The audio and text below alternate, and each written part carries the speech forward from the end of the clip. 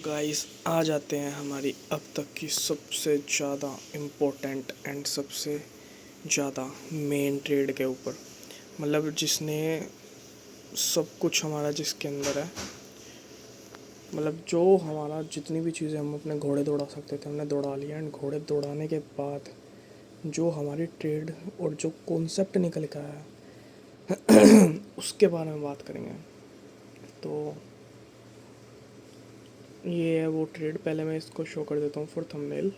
And ठीक है, ये हमारी ट्रेड नंबर कौन सी है मेरे को भी एग्जैक्टली याद नहीं है।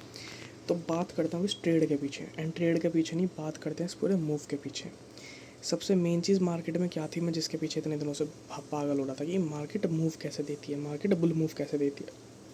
अब मेरे को क्या चीज़ मिली, मुझे पता था मार्केट को अगर बुल मूव जाना है तो उसको ये ब्रेकआउट देना होगा, ये ब्रेकआउट उसे देना पड़ेगा। बिना इस ब्रेकआउट के मार्केट बुल मूव नहीं देगी। एंड मार्केट जब नीचे आएगी तो यहाँ पे वो किस तरीके से रिएक्ट करेगी। सिंपल सी चीज़, मार्केट को बुल मूव देना है, उसको ब्रेकआउट देना होगा, दिया, नीचे आई। अब यहाँ से बुल मूव जाएगी नहीं जाएगी वो मैटर करता है। एंड मार्केट वहाँ से बुल मूव जाएगी। तो हम बात कर लेते हैं क्या मार्केट ने हमारी बुल मूव दिया। बुल मूव देने के बाद ये हमारा 0.60 का लेवल था। अगर मैं इसको यहाँ से भी लगा लूँ, 0.60 का लेवल था। एंड मार्केट ऊपर नीचे फिप पे जाती है, ऐसा नहीं कि पिन पॉइंट वहाँ से एंट्री देगी।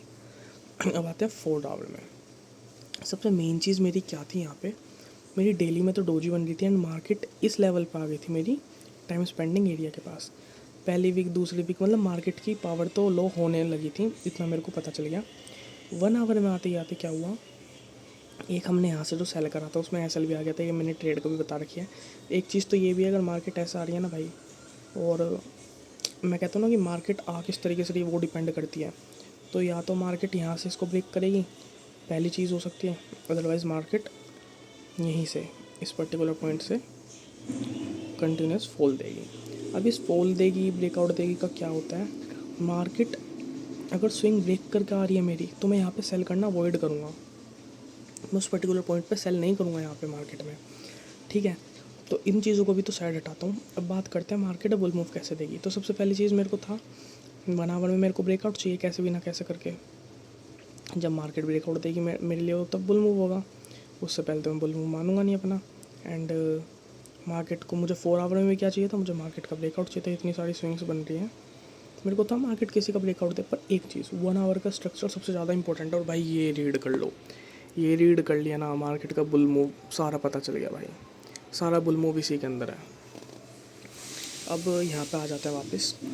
तो 1 आवर में आके मैंने क्या देखा भाई, मेरे को सबसे पहले ये था मार्केट का स्ट्रक्चर चेंज, जो कि मार्केट ने यहाँ कर दिया था। बट मेरे को मेन स्विंग यही है मार्केट की मेरे लिए, तो मैं इसके बीच में नहीं पड़ूंगा लफड़े में। एंड मार्केट ने यहाँ इसको ब्रेक करने के बाद ही अच्छी ट्रेड, मतलब मैं नहीं यहाँ पे, मैं इसको ट्रेड कंसीडर ही नहीं कर रहा अपने कॉन्सेप्ट के अकॉर्डिंग।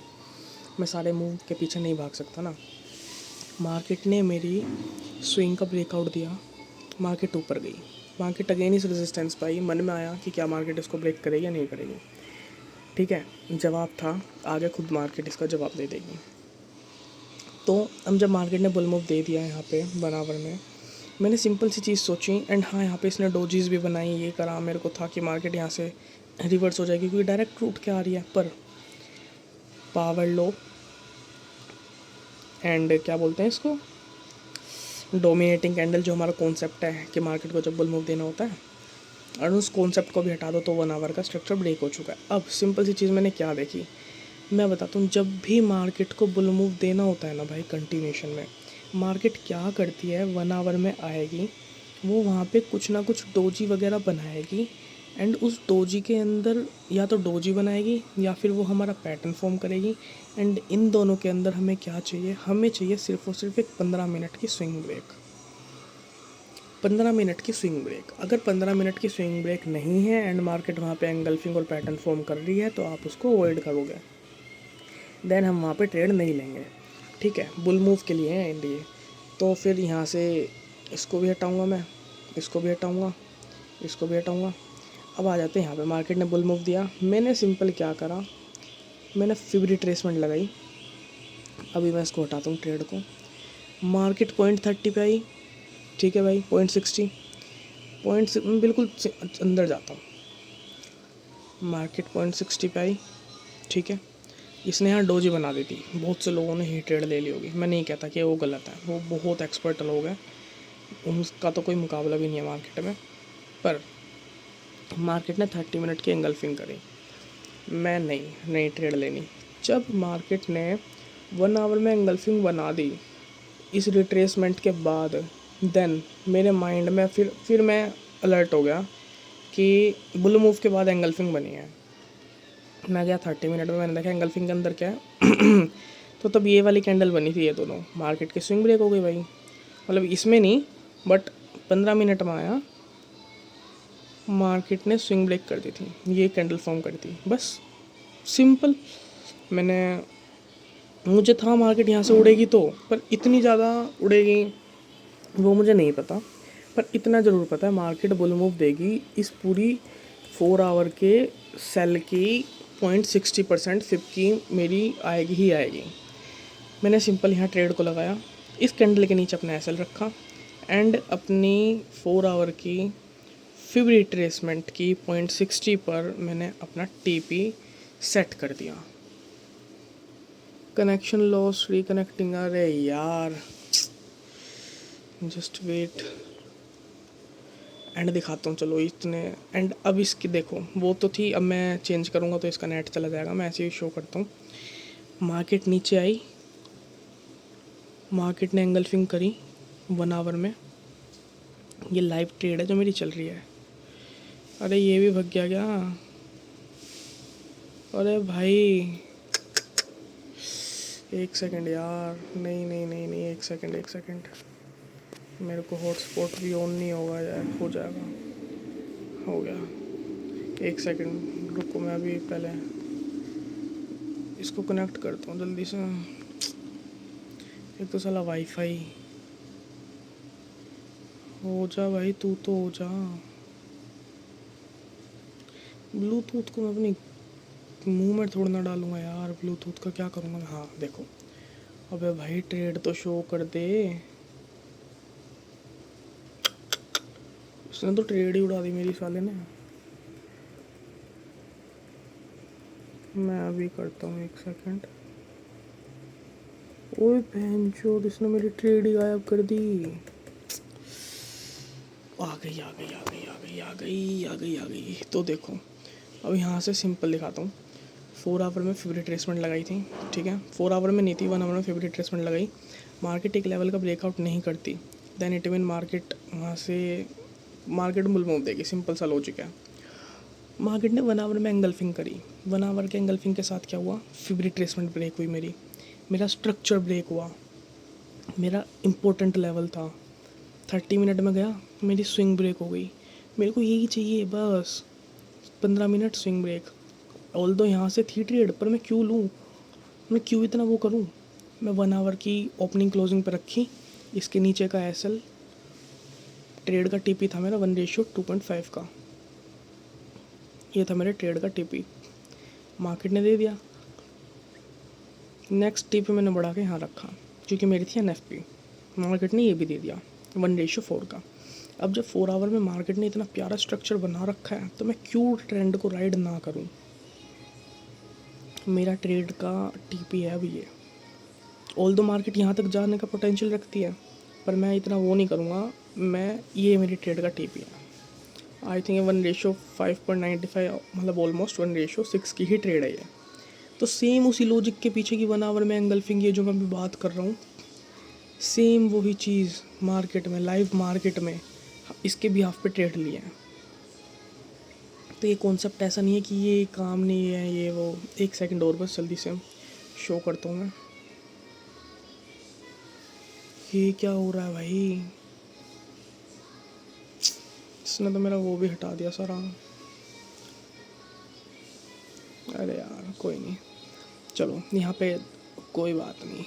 4 आवर में आता हूँ, 4 आवर में आके मैंने सिंपल अपनी यहाँ से फिब उठाई, भाई ये मेरी फिब रिट्रेसमेंट का लेवल है, मैं यहाँ से बाय करूँगा। 4 आवर में था, देखो मार्केट ने स्विंग ब्रेक नहीं करी थी यहाँ पे, पर लेकिन 1 आवर में मार्केट का स्ट्रक्चर बुलिश हो चुका था इस वजह से। तो देखो ट्रेड यहाँ एसएल इसके नीचे, 1:5 की ट्रेड थी, मार्केट टिपी दे दिया, ठीक है। बुल मूव देने का मार्केट का बिहेवियर, पहली चीज़।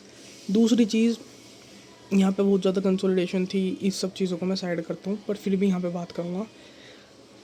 यहाँ पे विक थी, मेरे को लगा विक से मार्केट रिजेक्ट हो जाएगी, पर नहीं। अब देखो मार्केट ने क्या करा, 15 फिब रिट्रेसमेंट लगाई मैंने स्विंग की, 0.60 का लेवल, ठीक है। सारी चीज़ें छोड़ दे, 0.60 के लेवल पे फिब रिट्रेसमेंट हुई, मतलब एंगल्फिंग हुई। एंगल्फिंग के अंदर क्या है, अभी यहाँ तक भी कुछ शो नहीं कर रहा है एंगल्फिंग के अंदर। स्विंग ब्रेक नीचे आया, एंगल्फिंग के बाद मार्केट ने 0.60 पर डोजी फॉर्म करी, ठीक है। मैं ये नहीं कह रहा यहाँ से ट्रेड थी, मैं कह रहा हूँ यहाँ से थी नहीं ट्रेड, तुम लो ही मत। अगर इसके बाद भी शो नहीं कर रहा, अगेन मार्केट ने एक और एंगल्फिंग बना दी, मैं तो कह रहा हूँ ट्रेड ही मत लो। पर मैं ये चीज़ बता रहा हूँ मार्केट के बुल मूव देने का तरीका, fib retracement 0.60, engulfing, retracement, bull move. Again 0.60, ज़रूरी नहीं है मार्केट 0.60 तक ही जाए, बस सिर्फ वो एक वो है, मार्केट नीचे बुल मूव के बाद एंगल्फिंग